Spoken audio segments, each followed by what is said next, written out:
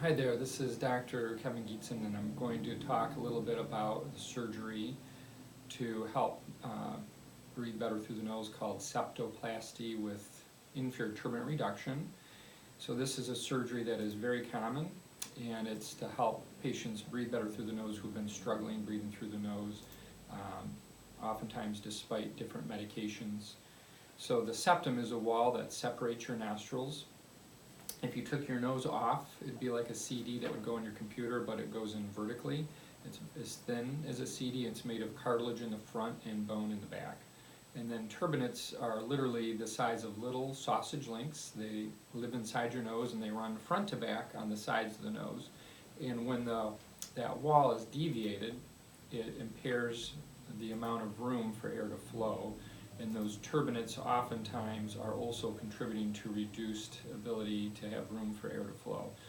So the surgery that is commonly performed involves straightening that wall and then shrinking the size of the turbinate. So oftentimes I'll make an incision inside the nose on the left side and get access to that wall and either remove or reshape parts of the wall, and then use a dissolvable stitch on that left side to close that incision. And then the turbinates are treated with a variety of different techniques. So a roto-rooter type of a device, which looks like a small pencil and has a opening at one end with a rotating blade and it suctions. That can be inserted into the turbinate and removes some of the tissue on the inside of the turbinate. Sometimes there are other instruments used that are more commonly used in children. There's one that is like a probe that's put in and it delivers a microwave energy just to cook the tissue on the inside so it can't swell as easily. Then I will sometimes use an instrument that pushes the turbinate to the sides, and I will sometimes use an instrument that cauterizes the tips of the turbinates. So these are all things that can help reduce their size. And the turbinates, if you were to catch a bad cold or get exposed to something you're allergic to and your nose gets all stuffed up really quickly, that's what's happening, is those turbinates have swollen. So in adults, when I do this surgery, I place tubes inside the nose that are as big as your pinky finger and about as long as your pinky finger. They're held in by a stitch. They sandwich that septum in the middle and they keep the turbinates pushed to the side.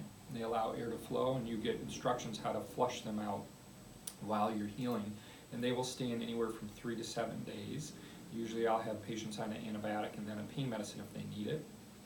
Around the tube is a spongy material that's dissolving, self-dissolving to help stop bleeding. So, and when people wake up from that surgery, the nose can look a little wider just because of all the stuff that's in there. But once it all comes out, you look normal. About 3 out of 4 people take a pain medicine while the splints are in. The need for a pain medicine goes away once they come out.